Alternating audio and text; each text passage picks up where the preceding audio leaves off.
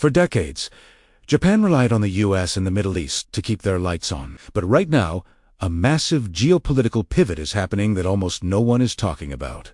The Panama Canal is bottlenecked, and the Middle East is more volatile than ever. Japan just realized they don't need to wait 20 days for US gas anymore, when they can get it from Canada in just 10. With the new LNG terminals finally online and a massive white hydrogen rush in the East, Canada is no longer just a backup.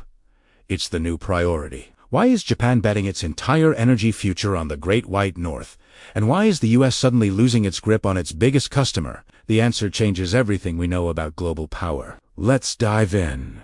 It is December 30th, 2025.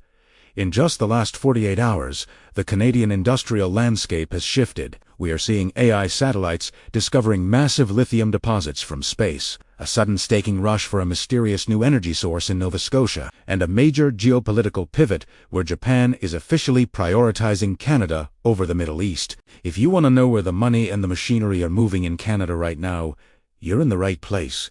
Let's dive into the briefing, shall we? The energy pivot, LNG, and propane. First, let's talk about energy exports, because the biggest news of the week comes from Japan. Reports confirmed yesterday indicate a strategic pivot by major Japanese utilities. They are explicitly favoring Western Canadian LNG over supplies from the US Gulf Coast or the Middle East. Why? Two reasons. 1. Geography. It takes approximately 10 days to ship gas from British Columbia to Japan. Compare that to 20-plus days from the US Gulf Coast. 2. Security. The Canadian route avoids choke points like the Panama Canal or the Strait of Hormuz. With the LNG Canada facility in Kitimat now ramping up, this is a massive win for the sector. Staying on the West Coast, good news for the supply chain. The labor dispute at the Ridley Island propane export terminal is over. As of yesterday, Ultigas ratified a 5-year deal, ending the 28-day strike. Operations are back to normal, which is crucial because this terminal is a key node for getting Canadian propane to Asia. Oil.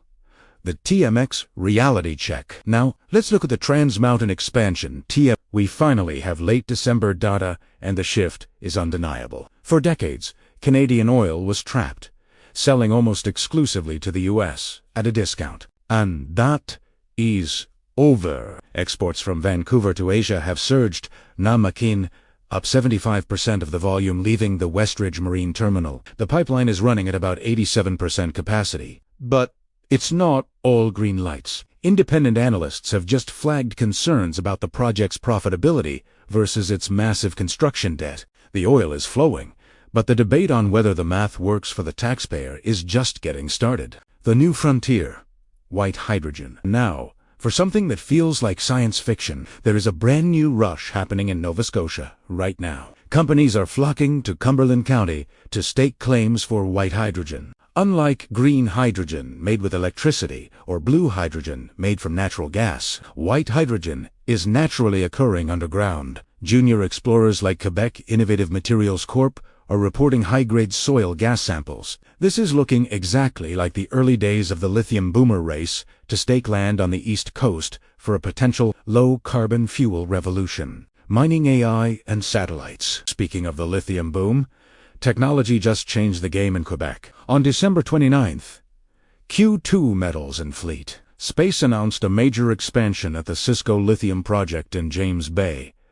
But it's how they did it that matters. They used exosphere technology, essentially satellite-based ambient noise, tomography, and AI. They didn't just guess. They used space tech to identify deep anomalies. The data suggests this deposit is district scale, potentially making it one of the largest hard rock lithium assets in North America, with China tightening export controls on critical minerals earlier this year. Finding this much lithium domestically is a massive security win for the EV supply chain. Policy. The grand bargain. Finally, a quick look at policy. The industry is still digesting the grand bargain MOU signed between Ottawa and Alberta. The deal.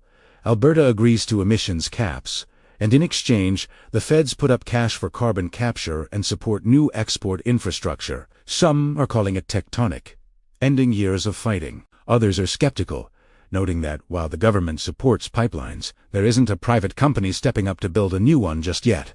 conclusion, and watch list. So, what are we watching in the next 72 hours? 1. Spot prices. Will Asian LNG prices react to the Japan news? 2. Prince Rupert, monitoring the stability of propane exports. Now that the strike is over? 3. Drilling results.